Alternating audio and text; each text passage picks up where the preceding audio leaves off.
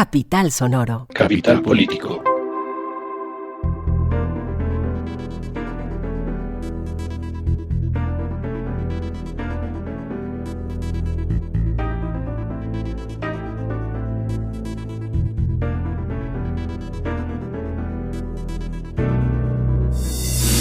Capital Político es un podcast que semana tras semana se encarga de analizar las noticias más importantes de Colombia y del mundo. Ahora estamos publicando 2 episodios a la semana, uno el martes en la noche o como desayuno el miércoles y el acostumbrado capítulo del sábado. Si la semana se les ha hecho larga y no dan abasto con lo que ha pasado en el país, aquí hacemos la tarea por ustedes. Mi nombre es Juan Pablo Conto y este es nuestro temario de hoy. Empezamos analizando lo que produjo la primera intervención del presidente Gustavo Petro en la Asamblea General de la ONU, un discurso enmarcado en la inutilidad de la guerra contra las drogas y la necesidad de proteger con hechos el bioma amazónico. Después hablamos sobre el macrocaso 09 de la JEP, que tiene como centro los pueblos y territorios indígenas. Y finalmente vamos a hablar de la maternidad subrogada a la luz de las más recientes sentencias de la Corte Constitucional para entender cuál es el camino que emprende este debate. Arranquemos.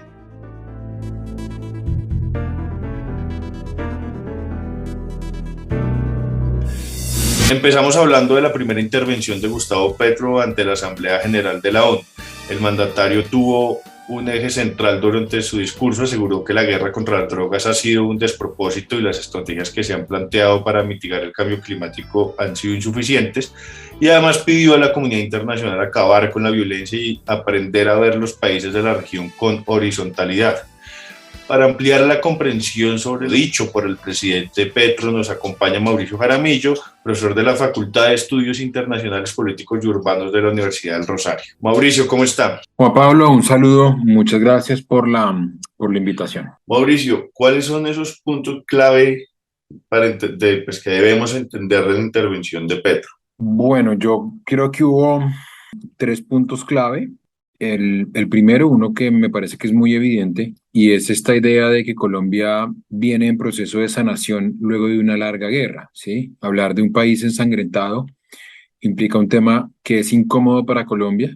Entonces, lo que me parece que un elemento que se debe empezar por rescatar es esta idea de que la paz en Colombia necesita apoyo internacional, que Gustavo Petro fue elegido en buena medida para responder a ese anhelo. Entonces yo creo que el primer elemento es la paz, un elemento que, insisto, era evidente que iba a estar en el discurso, aunque yo la verdad pensé que iba a estar más presente. Luego, en segundo lugar, el tema del narcotráfico, y aquí creo que es el discurso más ideológico que ha pronunciado un presidente de Colombia en el escenario de la Asamblea General de Naciones Unidas.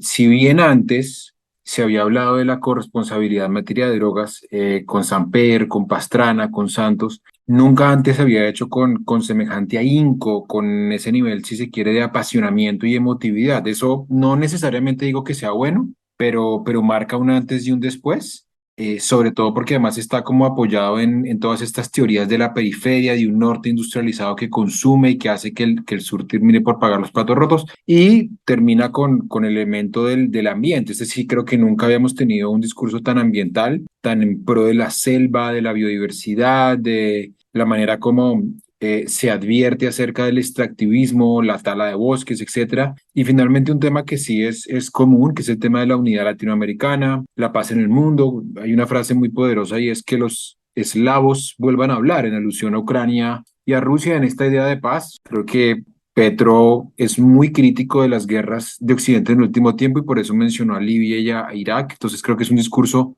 muy, muy ideológico y, si se quiere, alejado un poco de lo acartonado del medio diplomático. ¿Cómo plantea esto el diálogo de Colombia frente al mundo en temas como ese, como el de la guerra contra las drogas y el del cambio climático? El principio para mí es el mismo en los dos, y es que hay primero una doble moral. Y es que todos los estados sobre todo de Europa Occidental, Estados Unidos u otras potencias como China y Rusia, todos advierten acerca del cambio climático, pero hacen muy poco. Por eso creo que Petro, como decimos acá, no dejó títere con cabeza. Fue muy duro respecto de las motivaciones actuales de la guerra, es decir, fue duro con Rusia y habló de una invasión de Rusia a Ucrania. Fue muy duro respecto a la historia, recordando un poco que la guerra en Irak y en Libia tuvieron un origen de recursos que fueron guerras lideradas por el extractivismo. Y al hablar, por ejemplo, de cómo podrán morir 2 millones de latinoamericanos por el tema de la droga, incluso 2.800.000 estadounidenses por consumo de fentanilo, creo que lo que está diciendo ahí hay una doble moral, porque mientras ustedes miran para otro lado, la sociedad civil se está muriendo, allá como acá. Entonces, eso es lo primero, como la doble moral. Y lo segundo es un llamado urgente. Esto es como Greta Thunberg, ¿no?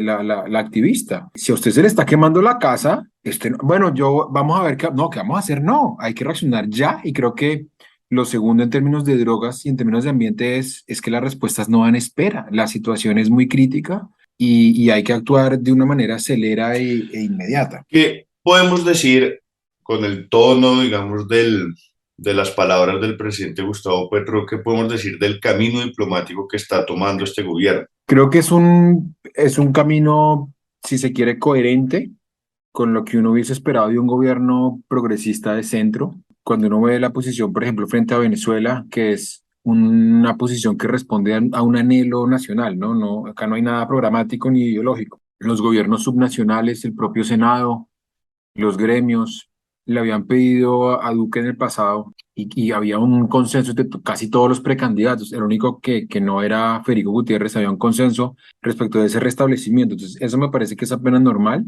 No hay que leerlo como una señal ni de simpatía ni de sintonía ideológica con Maduro. Eso no creo que exista. En la relación con Estados Unidos, creo que Petro quiere aprovechar un poco la coincidencia ideológica en materia ambiental, derechos humanos, paz. Y en el multilateralismo hay cosas que desconciertan. Digamos, todavía no entendemos muy bien cuál es la posición frente a la OEA, Nicaragua, Consejo de Derechos Humanos de Naciones Unidas. Ahí me parece que está por definirse, pero uno se imagina una tradición de la retoma de la tradición de apego al derecho internacional, al diálogo y una promoción muy combativa del tema ambiental. Volviendo un poco a lo sucedido en el marco de la Asamblea, tratemos de hacer como un esquema de pros y contras a partir de la postura y del tono de Gustavo Petro. A ver, pros, Colombia por primera vez asume en América Latina el liderazgo de ciertos temas. Eso no, me parece que no había pasado. Santos lo intentó, Duque lo intentó, pero estaban muy aislados. Me parece que ahora en este entorno que hay de gobiernos progresistas e incluso algunos gobiernos de centro, Petro tiene como un escenario ideal y el discurso se lo permite, que Colombia sea líder en el tema migratorio, que sea líder en el tema ambiental y en el tema del discurso alternativo frente a las drogas. En segundo lugar, creo que es positivo que la gente en Colombia debata acerca de estos temas. Digamos, Petro puso ayer a la gente a debatir acerca del medio ambiente, del tema de la droga, en fin, me parece que yo no recuerdo una época en Colombia en que un discurso del presidente frente a un inicio de periodo de sesiones de la Asamblea General hubiese suscitado tanta controversia, y eso en términos de democratización de nuestra política exterior es positivo. ¿Cuáles son los contras? A mí me parece que yo hubiese esperado más protagonismo del tema de la paz. No hubo una alusión directa a la negociación con el ELN, y me parece que eso fue una oportunidad perdida. Si uno, por ejemplo, ve el papel del Consejo de Seguridad de Naciones Unidas en el proceso de paz con las FARC, fue esencial, todavía es esencial, todavía hay un mandato para la verificación de esos acuerdos. Entonces yo ahí quedé un poco desconcertado, porque si bien el tema del medio ambiente es importante, pues no es el único. Y luego lo segundo me parece que hubiese sido ideal hablar concretamente de cuál es la propuesta de Colombia en materia de lucha contra el narcotráfico. Ahí me parece que hay una crítica muy dura frente a los mal llamados países consumidores, porque hoy el consumo pues se da tanto en el sur como en el norte global. Pero uno hubiera esperado una propuesta de Colombia más concreta, ¿no? En términos de, bueno, nuestra estrategia, nuestra propuesta, concretamente en materia de drogas es. Entonces yo creo que hay una parte enunciativa que es muy importante, muy emotiva, que yo creo que pone a Colombia en el centro del debate, pero hubiese sido ideal, pienso yo, ser más explícitos en cuanto a lo que se quiere, porque ahí pues teníamos a los ojos del mundo sobre Petro. Volviendo la mirada hacia el país, ¿cuál es la lectura que hace usted de la reacción que tuvo la oposición frente a las declaraciones del presidente Petro? Porque pues, salen un montón de interpretaciones, de reinterpretaciones, de lecturas y de críticas alrededor pues, de la postura del presidente. Pues hasta ahora veo, y es en general el tono que ha dado la oposición. Ha habido un discurso muy mediocre, no ha habido casi control político, sino que ha habido como descalificaciones. no se encuentra, por ejemplo, muchas afirmaciones dentro de estas cabezas de la oposición que, por ejemplo, tengan un enfoque verdaderamente crítico frente al discurso, sino que están basados en lugares comunes. Por ejemplo, uno que he visto que se repite en varios personajes de la oposición, es que legitimó a las drogas, es que legitimó el consumo de cocaína, es que le bajó la gravedad a los muertos que produce el narcotráfico. Eso obviamente obedece a una especie como de resentimiento, a un alejamiento de la razón y de la serenidad que debe tener la oposición para hacer ese control político. No veo en términos de política exterior una oposición muy avesada. Y eso también se explica por lo siguiente, Juan Pablo. El gobierno de Duque, uno de los sectores donde fue más pobre fue precisamente en política exterior. La derecha en Colombia tiene un discurso cada vez más precario en materia de política exterior, que es un poco de Cuba es mala, alejémonos de Venezuela, negacionismo frente al tema del medio ambiente, hay una postura frente a las drogas que parece la postura de Richard Nixon en la década de los 70. Entonces, obviamente ahí la izquierda y el centro los aventajan. Toda esta idea de que el discurso de Petro fue demasiado ideal, que fue demasiado idealista, pues es que, eso es un desconocimiento absoluto de cómo funciona Naciones Unidas, es eso. O sea, Naciones Unidas es el escenario por excelencia ideal. Hasta Bolsonaro fue y habló en esos términos de los presos políticos en Nicaragua. Entonces, yo sí creo que acá hay una disparidad muy grande entre el nivel, pienso yo, intelectual del centro y de la izquierda y una precariedad inocultable de la derecha. Mauricio, algo que le parezca importante agregar frente a esta conversación que se está armando alrededor de la intervención del presidente Gustavo Petro. Yo creo que algo importante que no he visto mucho en medios es que también esta intervención, sobre todo por lo que ha pasado subsecuentemente, algunas de las reuniones que ha tenido Petro, por ejemplo, con la presidenta de la Comisión Europea, Ursula von der Leyen, con la directora o cabeza de ONU Mujeres, yo creo que es una manera también, hay que entenderlo como un intento de, no sabemos si eso va a funcionar, de reconciliar a Colombia con una parte de la comunidad internacional de la que nos alejamos. Por ejemplo, Naciones Unidas, con el gobierno anterior por todas estas declaraciones, incluida la de Macías, proponiendo que se expulsaran algunas de las oficinas de Naciones Unidas en Colombia por injerencia, Duque diciendo que había un informe de la alta comisionada de Naciones Unidas para los Derechos Humanos, calificando el informe como chambón, rifirrafes entre el alto comisionado para la paz, Juan Camilo Restrepo, y oficinas. Yo creo que acá hay un intento por reconciliarnos con ese sistema de agencias, de direcciones, de altos comisionados, etcétera, y hay que ver eso en qué termina, pero me parece que ese es un punto de salida, este no es el punto de llegada. Petro no llegó allá a rendir cuentas, yo creo que es una invitación y hay que estar muy atentos a ver cuál es el curso en los próximos años de esa relación con el sistema de Naciones Unidas. Mauricio, muchísimas gracias por aceptar la invitación al Capital Político. Espero que volvamos a conversar. Yo también espero que me vuelvan a invitar y gracias a ustedes, siempre es un placer.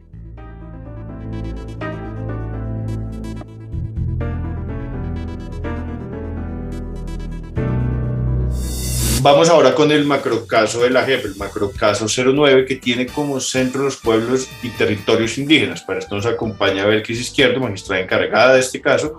¿Cómo está, Belkis? Bienvenida a Capital Político. Sí, muy buenas tardes, Juan Pablo, y a toda la audiencia. Belkis, ¿qué implica este reconocimiento de las violencias ejercidas contra las comunidades y sus territorios? ¿Cómo llegamos a priorizar este macrocaso nacional 09?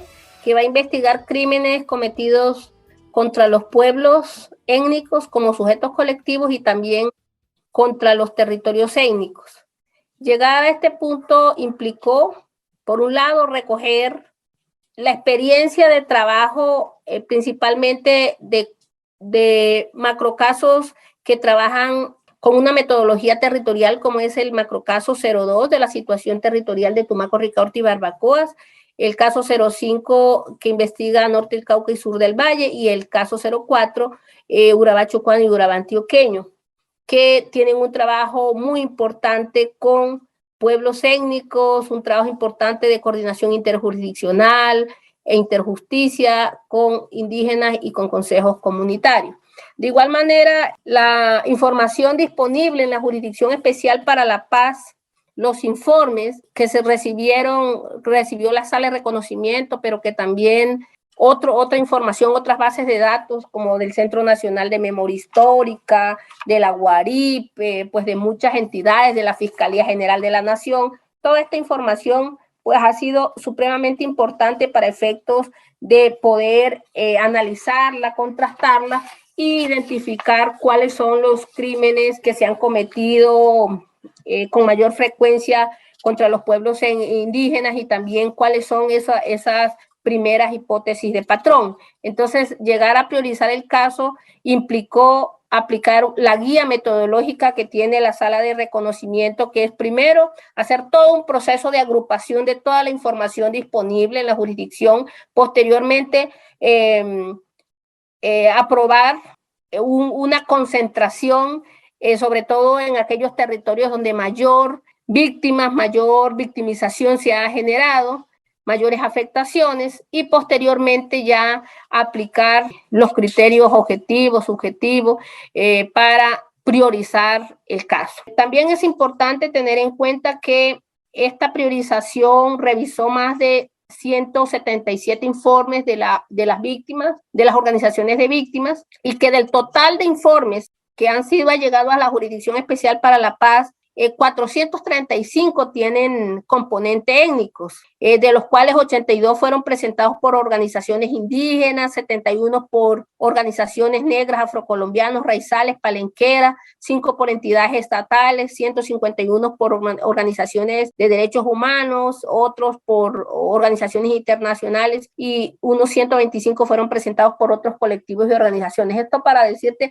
que toda esta información ha sido fundamental para efectos de priorizar este caso y la experiencia de los otros 3 macrocasos que te comenté que hacen parte de la primera ronda de priorización. También ya para el proceso de agrupación y de concentración que se dio con toda la información en el grupo de análisis de investigación GRAI, ya se tuvieron unas primeras cifras muy importantes relacionadas a una victimización que asciende a 1.000.000, casi 300.000 víctimas, principalmente de desaparición forzada, de asesinatos, de desplazamiento forzado y también de violencia sexual, y ya se tienen unas hipótesis de patrones. Importante también aclarar que este macrocaso va a investigar todos los actores de competencia de la Jurisdicción Especial para la Paz, en este caso, pues, la FAREP, la Fuerza Pública, otros agentes del Estado, terceros civiles. Según esta información, Belkis, que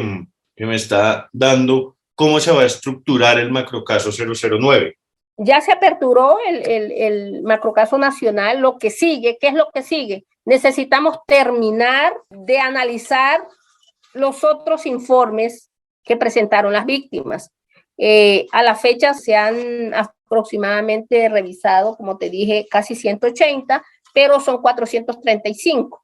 Entonces, una vez tengamos como este universo provisional de hechos, de todos los informes, de toda la información disponible en la JEP, procede una priorización interna, un auto de priorización interna para definir en cuáles territorios ilustrativos vamos a focalizar la investigación. Actualmente hay unos territorios que están en concentración y que pues han arrojado unas cifras de victimización muy altas, como son Buenaventura, Dagua, el Pacífico Medio, la Sierra Nevada de Santa Marta, sus zonas de influencia, de igual manera el Chocó, y la zona de influencia del Medio Atrato y la Amazonía y la Orinoquía, que si bien tiene un porcentaje poblacional más bajo, pero que cualquier asesinato a los líderes, a las autoridades étnicas, pues poblacionalmente también tiene una representación muy grande, teniendo en cuenta que hay muchos pueblos que están en vía de extinción física y cultural. Entonces, continuamos en hacer ese análisis de los informes que faltan y también iniciamos con la confirmación de esos patrones que inicialmente se han venido pues, construyendo a partir de los informes también. Entonces, estas hipótesis están muy concentradas en esos hechos cometidos con un propósito y con una finalidad de destruir el sujeto colectivo, de destruir sus estructuras organizativas, sus estructuras comunitarias, y en esto es mostrar como todo ese ataque sistemático contra sus derechos a la autodeterminación y a la autonomía. Mirar todos estos crímenes que comprometieron la pervivencia física, cultural y espiritual, y aquí utilizamos estos tres nombres, ¿no?, que comprometieron existencia física, cultural y espiritual, porque estamos recogiendo, son sujetos colectivos que tienen cosmovisiones y que su permanencia no es solamente física e individual, sino que son sujetos colectivos, pueblos. Entonces, pues se ha venido construyendo como todas esas hipótesis de patrones, y una vez tengamos ya el auto de priorización interna sobre qué territorios ilustrativos vamos a hacer la investigación, ya iniciaríamos los llamamientos a versiones voluntarias. ¿Van a existir audiencias de reconocimiento, Elkis? Claro, ese es el procedimiento, pero pues esperamos que una vez se siga haciendo el llamamiento a versiones voluntarias, después tendremos que plantearnos la contrastación de toda la información, la recepción de pruebas, la confirmación de los patrones para sacar nuestro auto de determinación y iniciar todo el proceso de las audiencias de reconocimiento, de verdad que pues ya están en una fase ya finalizando el caso. De todas maneras, uno de las apuestas en este macrocaso que es específico de los pueblos étnicos es generar muchas diligencias de construcción dialógica de verdad, una construcción dialógica que busca esclarecer verdad a partir de un diálogo permanente entre las víctimas, los comparecientes, pero también las comunidades y las autoridades étnicas. Es un escenario que queremos explorar mucho, y pues de forma simultánea también las versiones voluntarias. Y ya para llegar finalmente a las audiencias de reconocimiento, queremos que este caso también esencialmente desarrolle muy bien la materialización del enfoque étnico-racial, el enfoque territorial y el enfoque de género, mujer, familia y generación. Se aplica eso en el territorio y se construye de manera también muy participativa con las víctimas y sus organizaciones. Precisamente le quería preguntar, Belkis, sobre eso. ¿Cómo, pues ustedes obviamente ya han tenido, pues dentro de este proceso ya existió un diálogo, pero cómo va a continuar ese diálogo con las comunidades de cara a lo que sigue en este proceso? Bueno, desde el auto de priorización del caso nacional, nosotros también ya aperturamos la etapa de diálogo intercultural y de diálogo interlegal, de coordinación interjurisdiccional. Es la comunicación que tendremos que tener con todas las autoridades étnicas donde vamos a focalizar la investigación. Y eso se hace pues, según las distintas comunidades o por territorios donde se ejerció esta violencia, o cómo es más o menos esa estructura de ese diálogo con las comunidades. Es muy importante tener en cuenta la estructura organizativa de los pueblos, y de acuerdo a esto nosotros tendremos que cruzar sus territorios colectivos, sus territorios ancestrales y la forma como están organizadas. Es decir, si acá está el pueblo, por decir algo, el pueblo Wiwa tiene una organización y con ellos pues tendremos que reunirnos independientemente que estén en dos municipios. Es decir, que aquí lo que se toma en cuenta es su territorio ancestral, su territorio colectivo, su resguardo, y donde pues se generaron mayores victimizaciones, pero es siempre como ese diálogo de entrada con la autoridad de ese territorio. Y algo muy novedoso que consideramos muy importante es que en este macrocaso o en los macrocasos que hemos venido impulsando es tener un enfoque muy restaurador, que desde el día 1 las diligencias judiciales se constituyen un espacio de generación de confianza y de esperanza, de dignificación de las víctimas y de sus autoridades, y recoger de los territorios todas las resistencias y las resiliencias que han venido haciendo, que han venido trabajando y que siguen viviendo. También trabajar por tener unas garantías de medidas de protección, porque somos conscientes que en estos territorios el conflicto persiste, tal como lo planteó el capítulo étnico de la Comisión de Esclarecimiento de la Verdad, 17 macroterritorios donde hay una superposición también del conflicto, donde hay una superposición de corredores de narcotráfico y por esto la violencia continúa. Belkis, pues muchísimas gracias por aceptar la invitación a Capital Político. Muy bien, sí señor, gracias.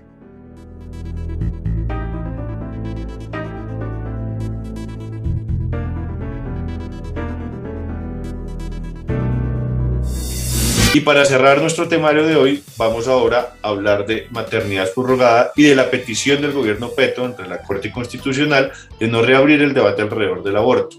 Para esto, nuestra periodista y productora María Cuestas conversó con Lina Morales, abogada de la Red Jurídica Feminista. María, le concedo la palabra.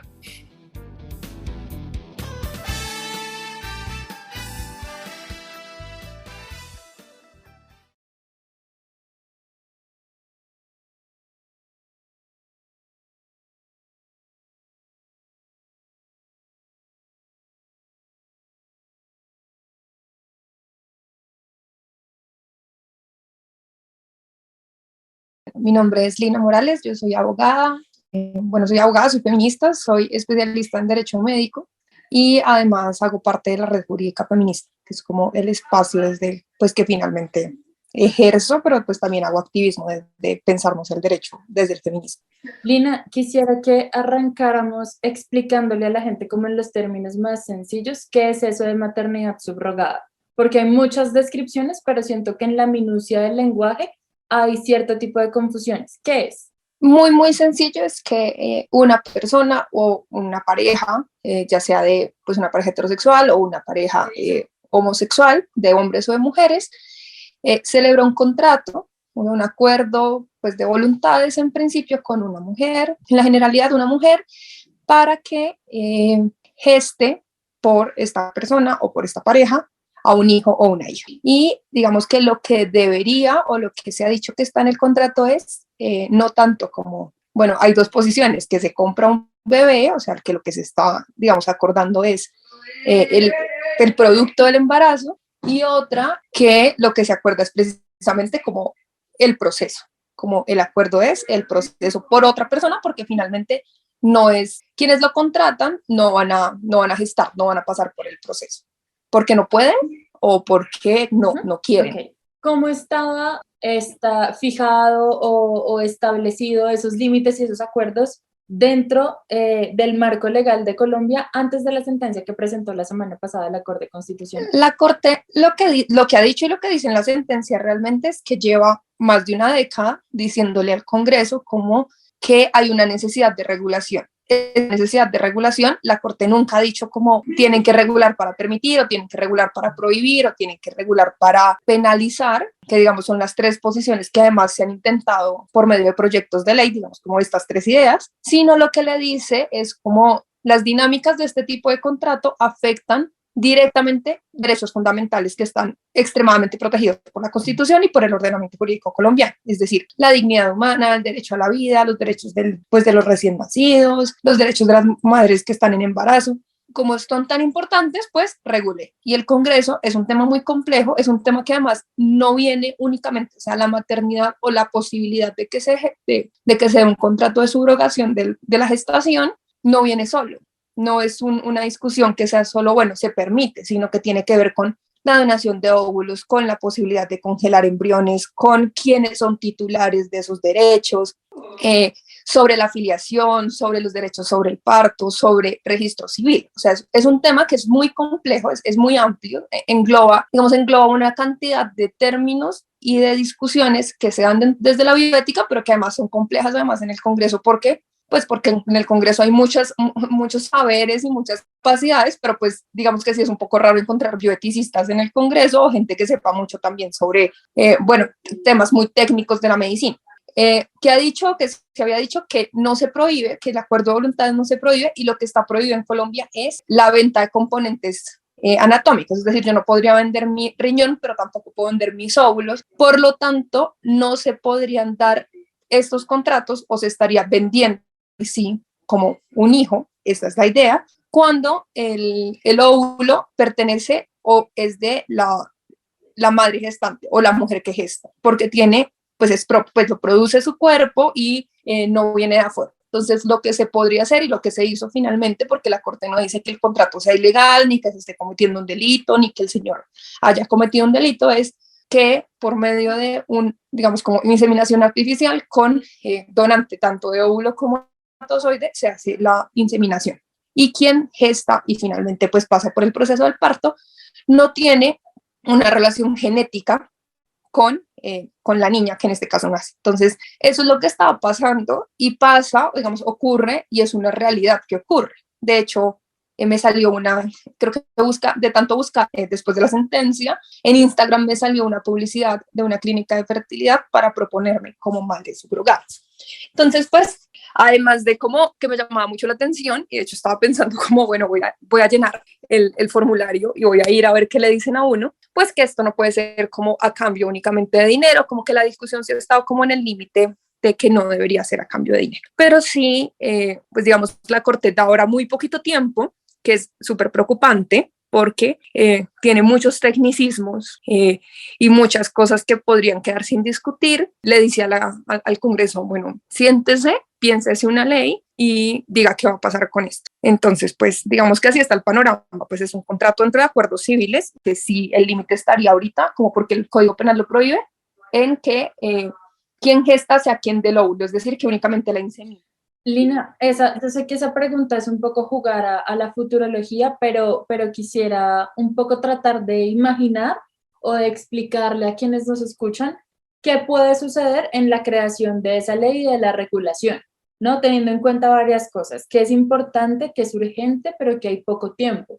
¿Cómo entrar a discutir ahí? ¿Cómo hablar con las mujeres, digamos, que estarían dispuestas a celebrar ese tipo de contratos y con las organizaciones o las empresas que llevan a cabo esos procedimientos? ¿Quiénes entran en esa conversación? En esa conversación realmente entran, primero se dan muchas discusiones, además hay discusiones muy de base, sobre todo de posturas, sobre todo desde el feminismo, desde la, pues como de la abolición, pues de la posibilidad de que se pueda o no se puedan celebrar estos contratos, al igual como se pueda o no se puedan celebrar, o bueno, se puede ejercer el trabajo sexual como un trabajo, o digamos, como todos los temas alrededor de la disposición del cuerpo de las mujeres. Digamos que ya desde lo legal y lo que se va a discutir en el Congreso, que pues sí debería también pasar como por una discusión política de fondo, pues se tiene que discutir primero pues los tres escenarios, y es sobre a qué se va a enfrentar el Congreso, y es decidir, dependiendo de quién presente el proyecto, si va a ser un proyecto para permitir regulándolo, es decir, que se pongan límites sobre si puede o no puede ser un contrato en el que medie realmente únicamente lo económico, si siempre tiene que ser con donante o no tiene que ser con donante, o sea, si la mujer que además va a gestar va a poner su óvulo o siempre tiene que ser a través de donantes de óvulos y espermatozoides, cómo se van a dar además esos contratos de donación de óvulos, que no tiene que ser la misma persona que va a gestar, sino que yo podría pues decir que yo quiero ser donante de óvulos y me someto al proceso, y ese podría ser pago o no podría ser pago. Entonces el primer escenario es que se regule con los límites, que se regule en qué condiciones, qué prestaciones sociales tendría que tener las mujeres que vayan a gestar, cosas tan importantes como lo que pasa en la sentencia. No se va a tener, o si se va a tener, licencia de maternidad, porque no se va a maternar en el estricto sentido de la palabra, sino que se va a pasar por un procedimiento médico de un parto. Entonces, la ADRES, de hecho, es una cosa muy sorpresiva. En la sentencia dice la ADRES, pues a la mujer denle una licencia por el parto hasta que se recupere, y al hombre denle la licencia de paternidad completa, pues de paternidad igual a la de la maternidad. Esa es una discusión. Las mujeres que celebran este contrato van a tener licencia de maternidad, o por el contrario, que esto tiene que ver con el sistema de salud, con economía del sistema de salud, con quién paga y quién no paga, o por el contrario, va a ser una licencia por el procedimiento, es decir, por cuánto me demoro yo recuperándome después de un parto natural o por cesárea. Cuál va a ser la alimentación, cuáles son los límites. Digamos que la regulación implica muchos matices. La otra es, se prohíben totalmente estos contratos, no se pueden celebrar de ninguna manera en Colombia, las clínicas que los están haciendo ya no los pueden hacer, y cuáles son las consecuencias, y prohibir para penalizar, que a mí, pues en mi posición es realmente como una posición que realmente ya no debería tener cabida, porque más bien deberíamos pensarnos es cómo regular las cosas sin llevarlo a lo vista, pues como a lo penal, porque no tiene sentido. Vamos a meter a la cárcel a mujeres que quieran celebrarlo, a los dueños de las clínicas, a las parejas que quieran celebrarlos. ¿Y qué pasa con estos niños y niñas que nacen y que han nacido en maternidad subrogada, y finalmente su existencia viene de un delito? Como una pregunta hacerlo. Entonces, jugando a adivinar, yo siento que puede ser una ley que quede muy en un marco muy amplio, muy amplio, y que se mande a que el Ministerio de Salud regule las cosas muy puntuales. Pues Ministerio de Salud, pues como todo el tema del registro también tendrían que regularlo, todo el tema, suponiendo también que va a haber una reforma a la salud, todo el tema de cómo se van a pagar y quién va a pagar las licencias de maternidad y de paternidad, cuál va a ser el sistema de afiliación, pues sí, claro, si hay una reforma en la que todas y todos estemos afiliados, cómo va a ser el tema de la afiliación. Y algo súper importante va a estar, porque ahorita no está cubierto, o no podría pedir, yo no puedo pedir como fertilización in vitro, por ejemplo, si quisiera ser mamá en el sistema de salud, pero va a estar o no va a estar incluido en las posibilidades o en las obligaciones del sistema de salud. Es decir, si yo no puedo ser madre, tendrían que poderme, o es obligación del Estado darme los óvulos para que una tercera persona geste, o esto únicamente es una posibilidad que en el mundo, no solo en Colombia, está claramente, o sea, no hay que decir mentiras, esto está marcado por la posibilidad económica de celebrar el contrato. O sea, es imposible negarlo, y creo que las discusiones pues están desde ahí, pero como en absolutamente todo lo que tenga que ver con las disposiciones sobre el cuerpo, creo que no, nada es de blancos y negros, y como nada es de blancos y negros, también hay realidades materiales, y es, si ya se celebran los contratos, si ya hay publicidad en Instagram sobre la celebración de este tipo de contratos, pues lo que se tiene que ver es cómo garantizar los derechos de quienes están en medio de esta situación. Y si se prohíbe totalmente, cómo se va a sancionar o cómo se va a lograr que no se genere todo un mercado irregular e ilegal alrededor de la celebración de estos contratos.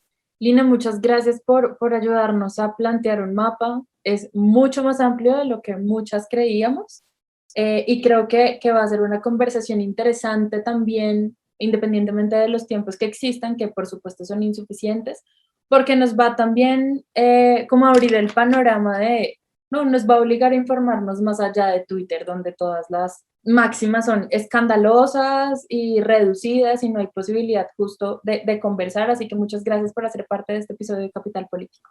No, estoy súper pendiente también para escucharlo, pero también porque sí siento que es una discusión pues que se ha dado en el mundo de manera mucho más amplia, que ha tenido consecuencias mucho más a largo plazo, y que precisamente sí deberíamos ver cómo esas experiencias también impactan pues en nuestra realidad, y pues en una realidad de país como no realmente económicamente emergente, podrían decir algunos analistas, pero no tanto. Entonces pues efectivamente sí va a impactar la vida de las mujeres, y sí impacta la vida de niños y niñas, que eso es muy importante, y es que de estos contratos pues resultan seres humanos. Entonces pues también hay muchos más derechos que tendremos que analizar, y no es tan de blancos y negros como de hacer cosas muy tajantes, porque pues efectivamente hay muchas aristas alrededor y muchas cosas que deberían estudiarse. Pero pues un gusto, muchas gracias.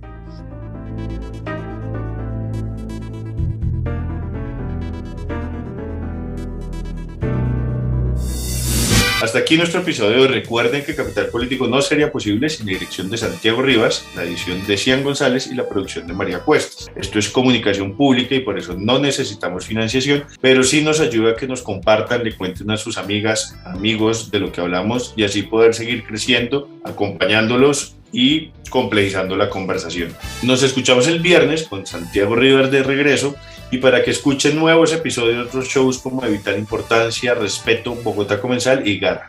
Recuerden que pueden seguirnos en todas las plataformas como Capital Sonoro y contarnos qué les pareció este episodio.